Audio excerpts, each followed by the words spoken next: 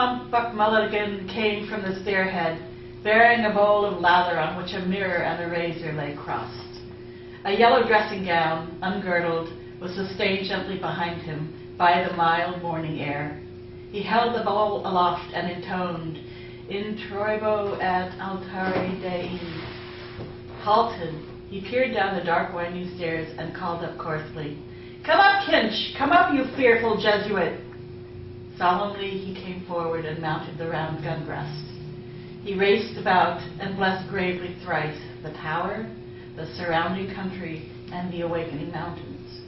Then, catching sight of Stephen Dedalus, he bent towards him and made rapid crosses in the air, gurgling in his throat and shaking his head.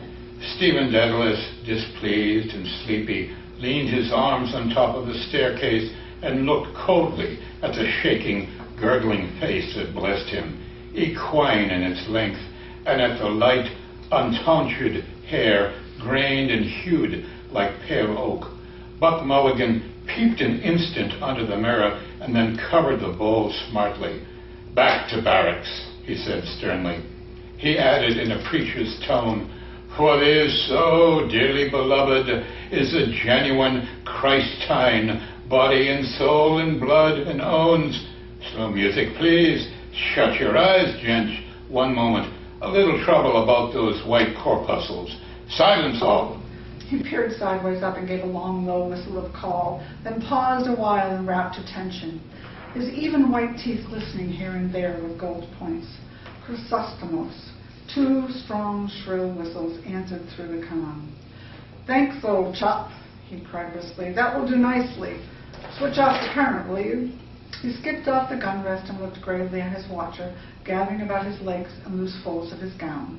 The plump, shadowed face and sullen, oval jowl recalled a prelate, patron of the arts in the Middle Ages. A pleasant smile broke quietly over his lips. "The mockery of it," he said gaily. "Your absurd name, in ancient Greek." He pointed his finger in friendly jest and went over to the parapet, laughing to himself. Stephen Dedalus stepped up, followed him wearily halfway, and sat down on the edge of the gun rest, watching him still as he propped his mirror on the parapet, dipped the brush in the bowl, and lathered cheeks and neck.